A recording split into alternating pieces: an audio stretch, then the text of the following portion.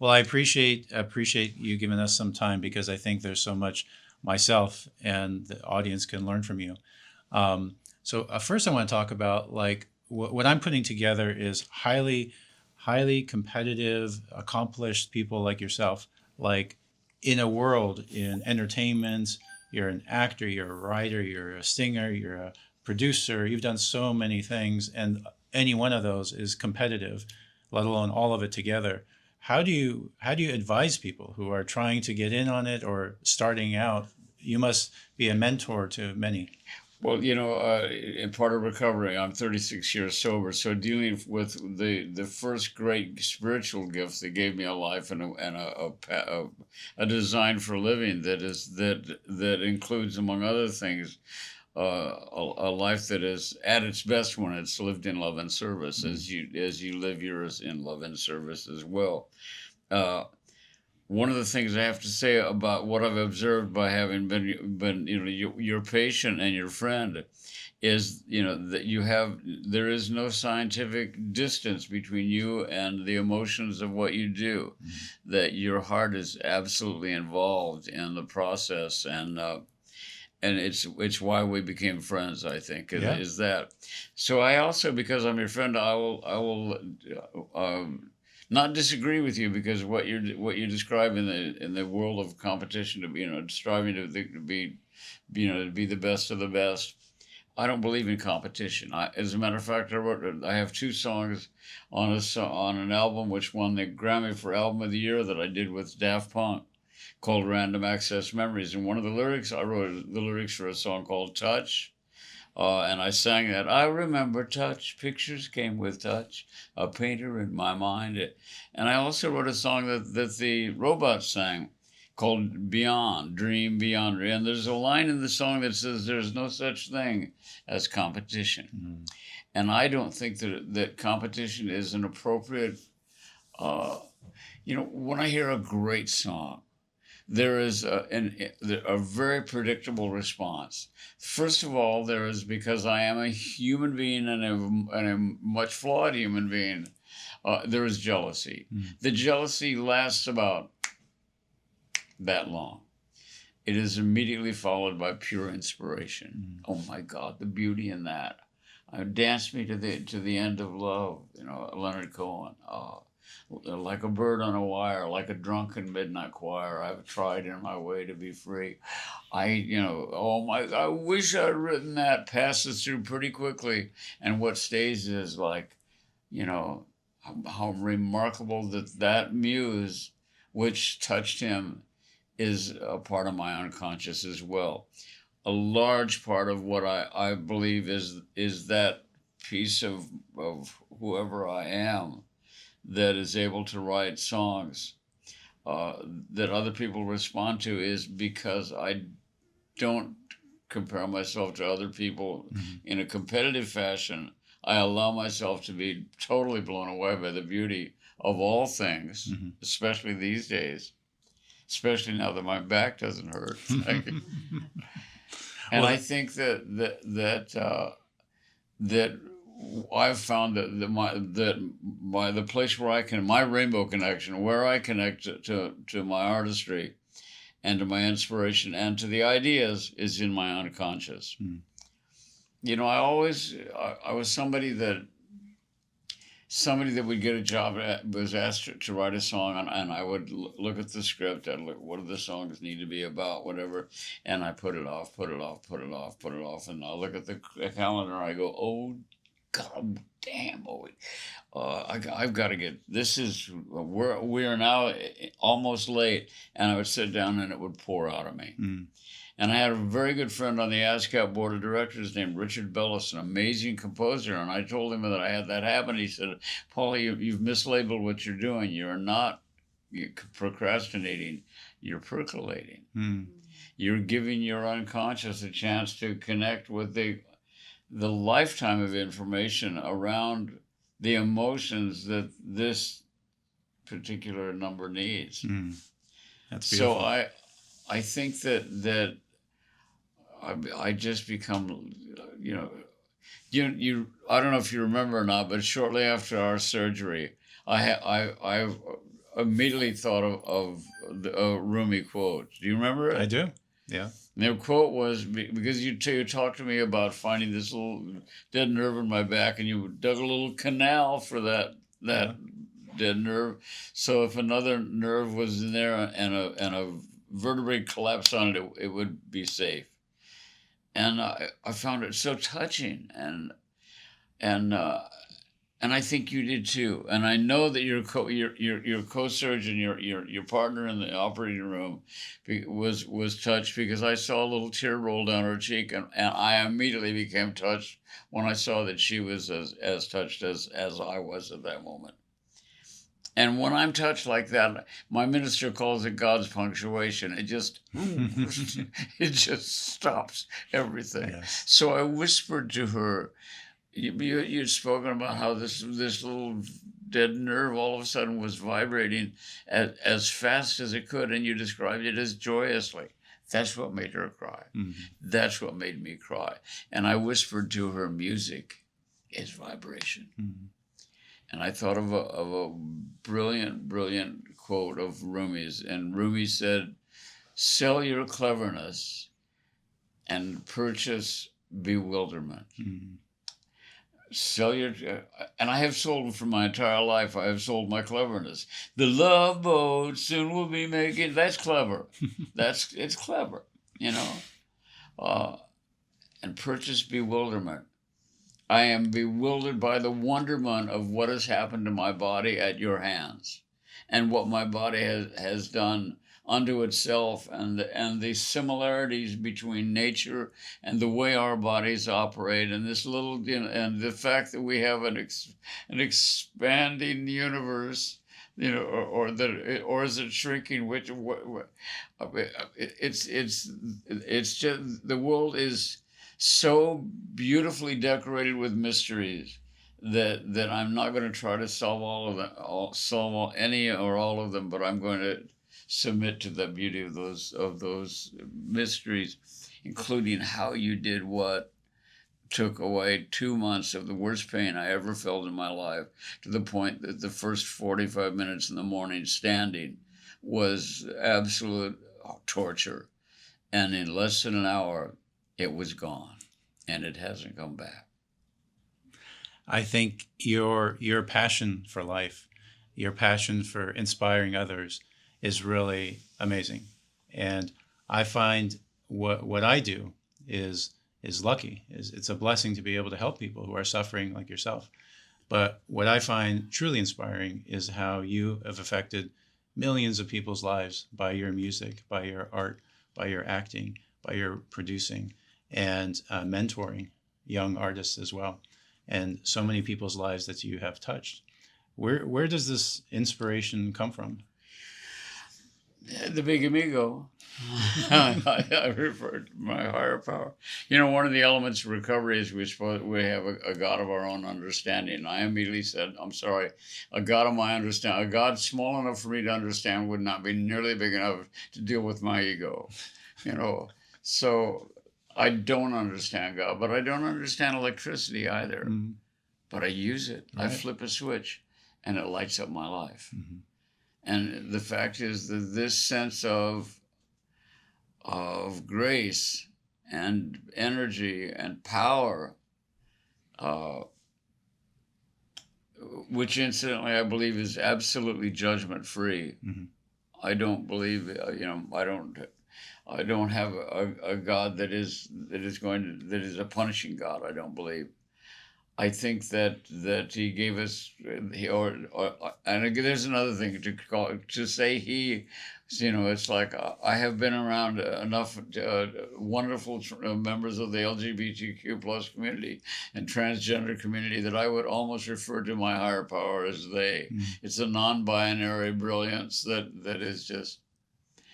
I don't think that my God, our God, that spectacular energy exists totally outside of us. I believe that there's a large part of it that is placed in us, and that what we dwell on, we have a tendency to create. That I believe that thoughts become things. Mm-hmm. There was an amazing writer around the time that Alcoholics Anonymous was created, a religious writer named Emmett Fox.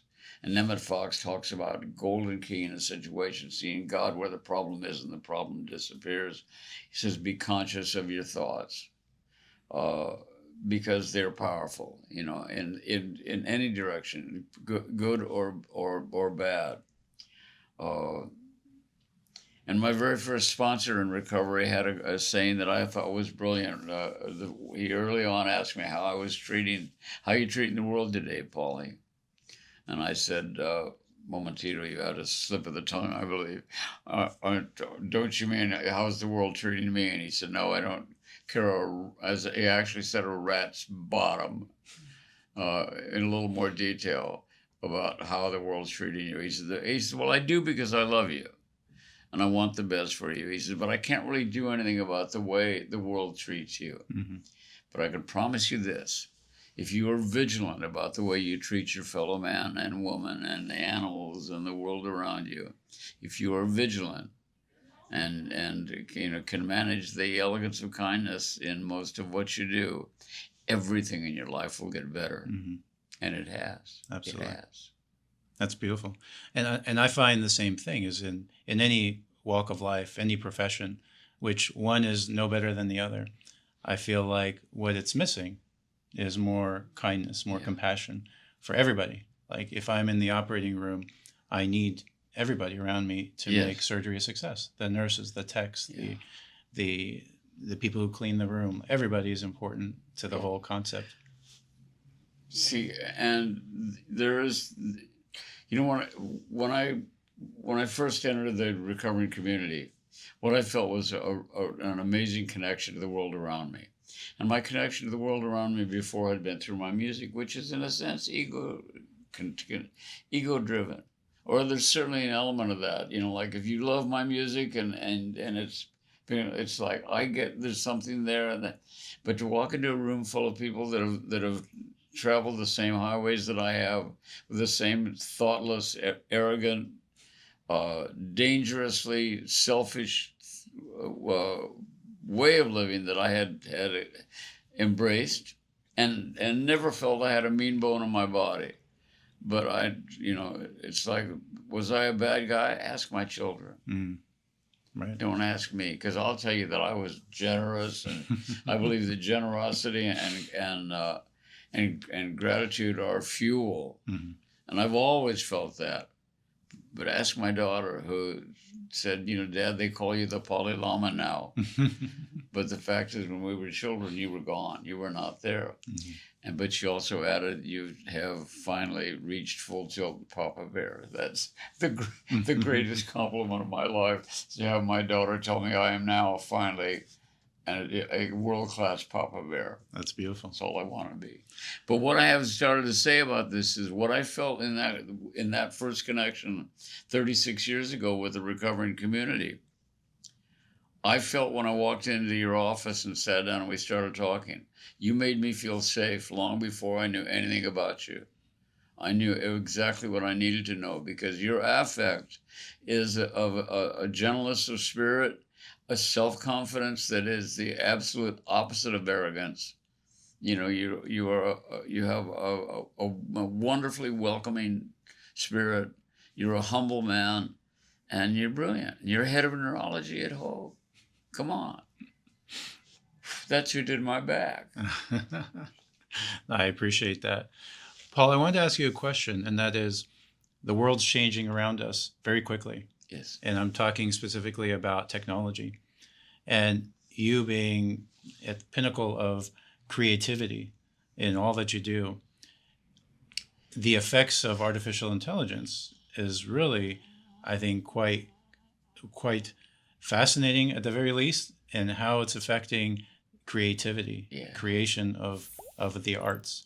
What are your thoughts, especially as president of ASCAP? As president of ASCAP, we were very early to the game, where we came up with 6 principles, which we thought were really, great guideposts and ways to operate within AI, where we can get the best out of AI, but we don't step up to it and participate in a world where we have been dismissed as creators, and that what we create is ours. First of all, our principles are human first. human first. And the law supports that. You cannot, a monkey took a picture with and the owner of that, or an ape, whatever, and the owner of that ape tried to copyright that, and it went all the way to the Supreme Court. But to copyright a piece of art, it has to be created by a human. Mm-hmm. So what we experienced with all of the art in this world, all the news of this world, all the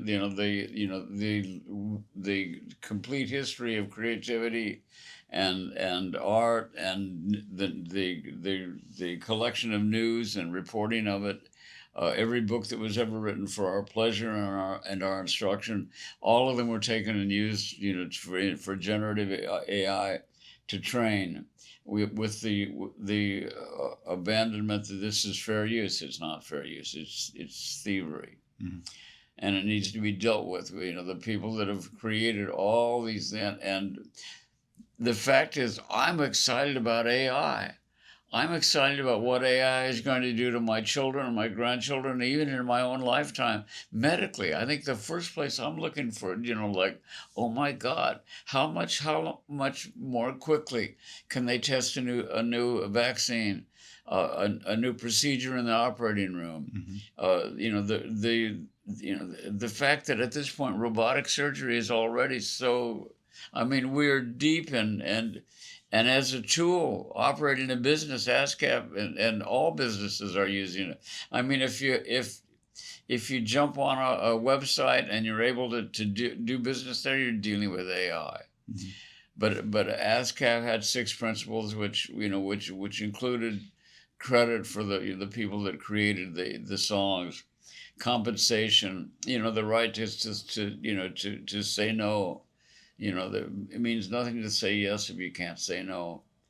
A uniformity of the platforms and around the world, so that there is an access to all of AI for all of us, and it's not so individualized in such remarkably backdoor ways and the like, that it's not safe or convenient. But I have an amazing CEO at ASCAP who is her name is Beth Matthews. She was our chief counsel briefly, because once she became our chief counsel, she began talking about ways of internationally dealing with creativity, copyright, reciprocal respect within the music industry. That I was just like, very quickly I went, and everybody else on that board of directors it was like, that's our next CEO. Mm-hmm. And she has, she is the executive of the year in Billboard magazine this week. Oh, so it's appropriate that I can say, Beth Matthews, congratulations. You definitely deserve that attention and the accolades, because she's taken, what was an amazing sort of mom and pop company that, this non-for-profit company that operates on actually at 10%, when everybody else is operating I think twice that she's kept it a non-for-profit organization where it's member driven. The members own and operate. Every member of the board is a member of ASCAP, either a publisher or a writer, a composer or a lyricist. It's a democracy. mm-hmm. This is my eighth and my ninth 2-year term. My ninth, I think. I've been president for 18 years. Wow. Well, it's been great under your leadership, I'm sure. Well, I could go on for hours, and hopefully we will revisit and chat some more. I want to really thank you for spending some time with me and having a great conversation and inspiring me further. Next time, I promise I'll let you get a word in edgewise. It's your fault, because you ask questions which are really, really speak to things that are really important, that invoke my heart to a really to a level of passion that it's very easy to go on and on and on. Plus, I feel safe. I'm with my doctor. Thank you. And I want to thank those that are joining us on social media, and put a little plug in for my Instagram, my Facebook, also my YouTube channel, Burak Ozgur MD. I ask anyone to log on, subscribe, comment, and give us your thoughts. And I feel certainly enlightened and inspired by guests like such as Paul Williams, and we will have further guests that will inspire us to do greater and better things and learn from one another and spread love around the world. I'll be watching. I'll be watching. Thank you so much, Paul. Thank you, my friend. Thank you.